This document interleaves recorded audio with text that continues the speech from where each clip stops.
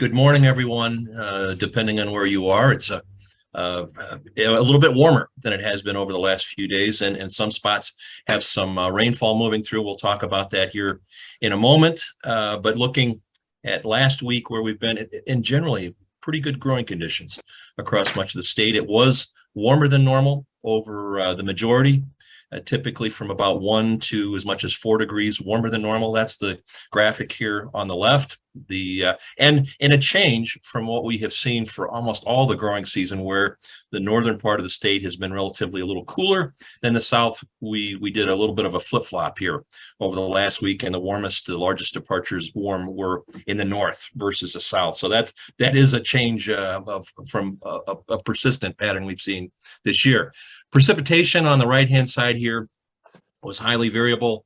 The southeastern lower, in terms of an area, was probably the largest or were the greatest in aerial coverage and totals. But most of the state, you can see, picked up a half, to some cases 3/4 of an inch. But it was in the northern lower for one particular area, less in many areas. So again, it really did depend. Now, this is rainfall through yesterday morning, and we did have some showers and thunderstorms move through northern parts of the state and then into the lower peninsula here late yesterday afternoon and early evening. I have some radar preliminary estimates on that here up on the right. Some spots in the central lower and the Saginaw Valley area did pick up as much as an inch or even a little bit more than that. And one of it's especially important because that's one of the driest areas of the state as well. But it was, from when I was looking at some of the point measurements here this morning from EnviroWeather, and some of the National Weather Service networks, and it was very, very scattered. Some areas got great rainfall, and not too far away there was less than 1/10 of an inch. So it was pretty variable, but it is important to note there was significant rainfall there again late yesterday afternoon and early evening. And I mentioned soil moisture here. Basically not a lot of change in what the pattern we've seen over the last couple of weeks.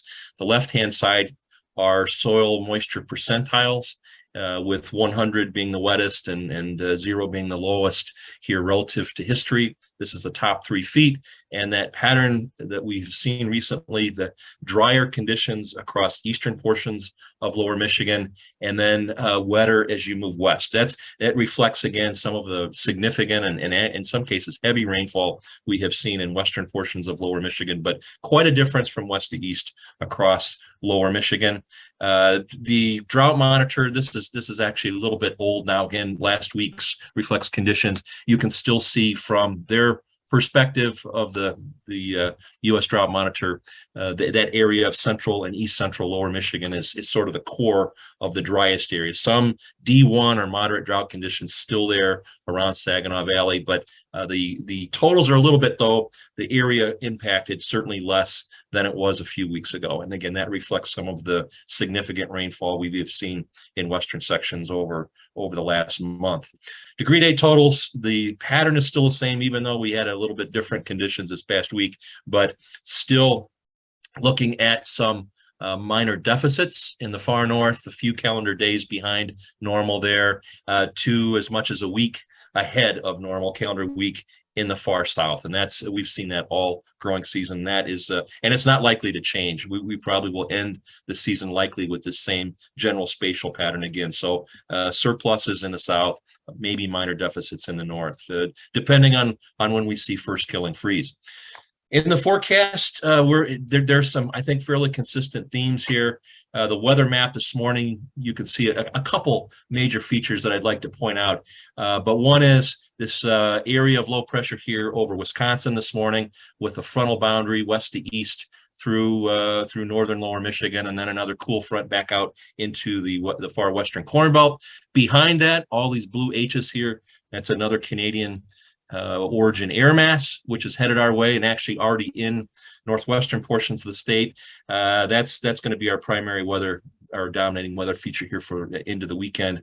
I would also like to point out down here to our south, another east to west frontal boundary along the Gulf Coast. And if you've been watching the news and looking at all the flooding, this is the system that's well, a couple things. One is that this particular weather system is trapping massive amounts of Gulf of Mexico origin moisture with showers and thunderstorms, and just leading to almost, well, incredible amounts of precip, 6 to 12 inches of rainfall across from Texas eastward into the southeast. And there's going to be yet another probably 1 or 2 days of this kind of pattern for the south. So, well, the important thing is that frontal boundary will prevent some of that water vapor from making it up here into the upper Midwest. So any rainfall that we get will probably be somewhat limited. As a result, it doesn't help them, though. More heavy rain expected down there, but that will probably finally move off to the east here, that weather system in the south, by this weekend. And that could play a role in the next weather system that we see after today and tomorrow, or actually mostly today, at the beginning of next week, maybe a little bit more in the way of moisture with that. Now, for today, for us specifically here in Michigan, this system is not moving anywhere quickly. It's going to gradually edge to the east and south here during the day. And if you look, and you can look at the map, they've done a nice job here with this is actually a little bit of a forecast, but you look at the radar time lapse here for the last hour, and you can see the precip line up really well with that weather system. Lots of showers and a few embedded thunderstorms up across mostly central and eastern upper Michigan.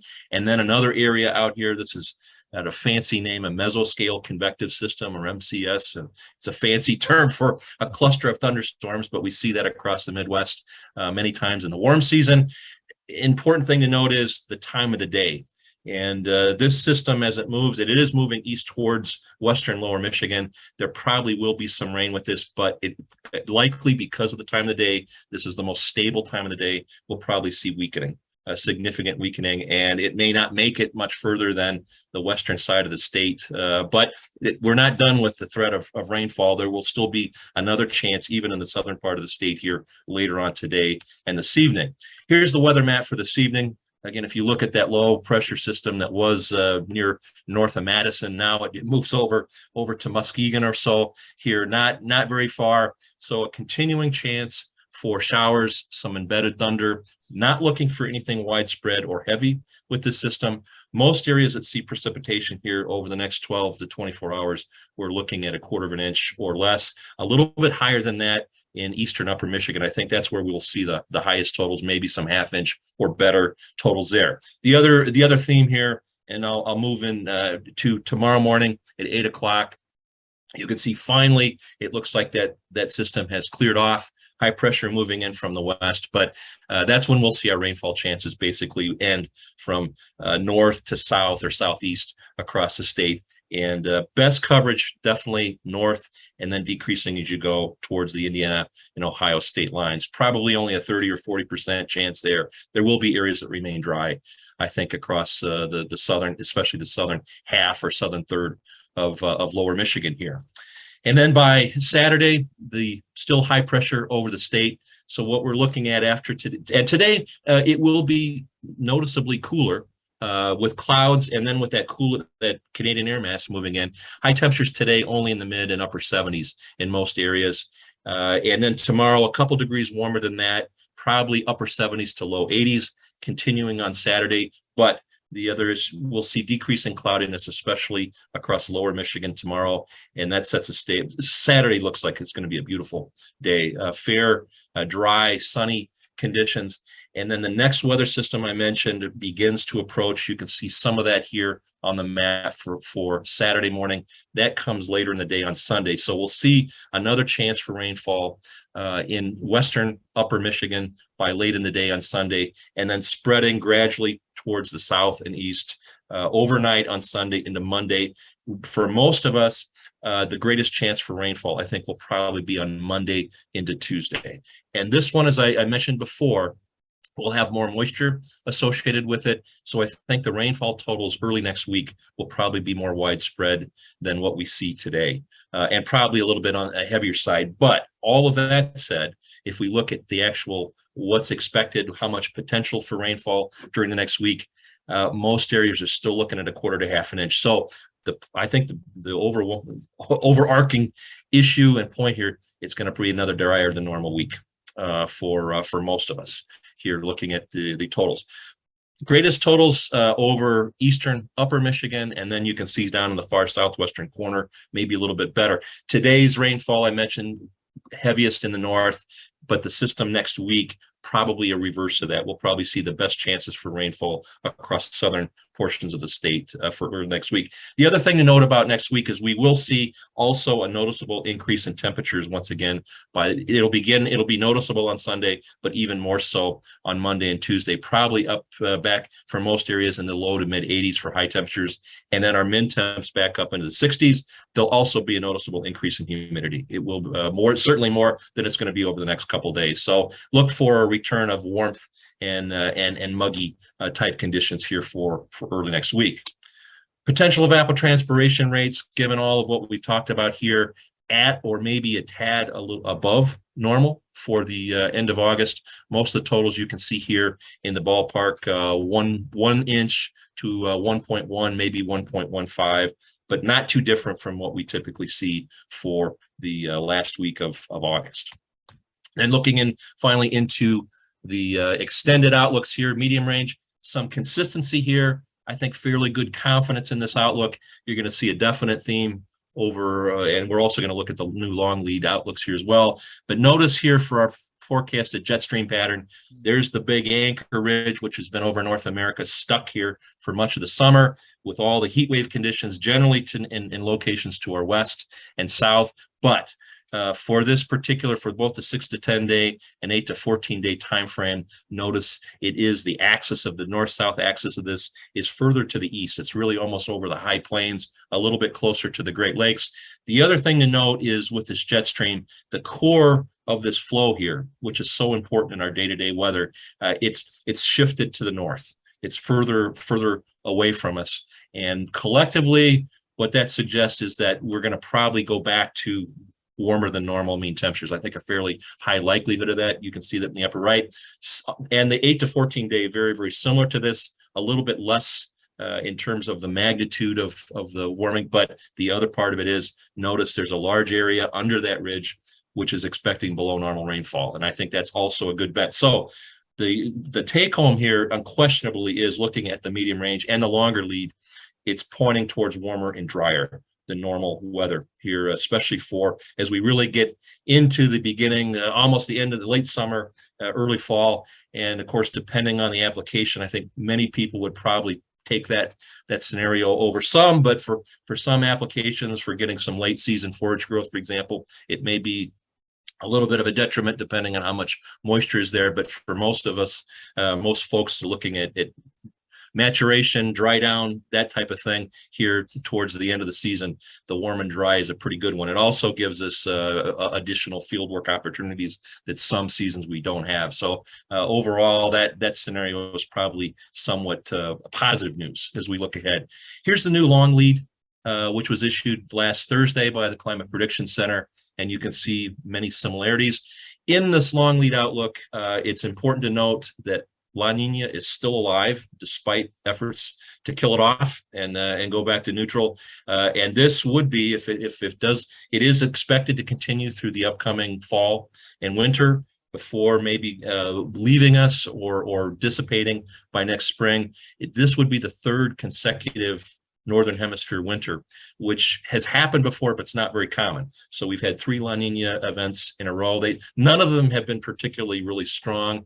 This one is in the same category, which does have an impact here in terms of what we expect with it. But there are really no impacts from the La Nina anticipated here for the next couple of months. Most of what you see here, the top outlook is for September, the bottom one for September, October, November collectively. They're similar. Most of that's based on numerical forecast guidance. And again, it is consistent, pointing in that warmer and drier than normal generally scenario. And that also is consistent with recent outlooks. So there's probably a little bit higher confidence in this than there can be. The transition seasons are the most difficult to forecast, especially you look at these long leads, they have the lowest skill of the outlooks. But this one, at least there is consistency, and that's a positive thing here looking at this type of forecast. But warm and dry is definitely, I think, the direction to keep in mind. So summarizing here, looking at scattered showers and thunder showers here over the state today, a little bit cooler conditions, and then a couple of nice days, actually 2 to 3 days, depending on where you are in the state, especially Saturday. That looks great in terms of temperatures and dry. And then the next chance for precipitation coming at the end of the weekend, but especially early next week with warmer and more humid conditions expected then. And then finally, again, the medium range you saw here just in the last couple of images pointing towards warmer and drier than normal conditions. And I'll stop there and move to introduce next week's virtual breakfast. Our speaker then will be Dr. Marisol Quintanilla. And of course, she's our MSU nematologist. She'll be with us next Thursday. So plan for that next week to talk about nematodes. And with that, I will hand it back to Mike and/or Phil. Thanks.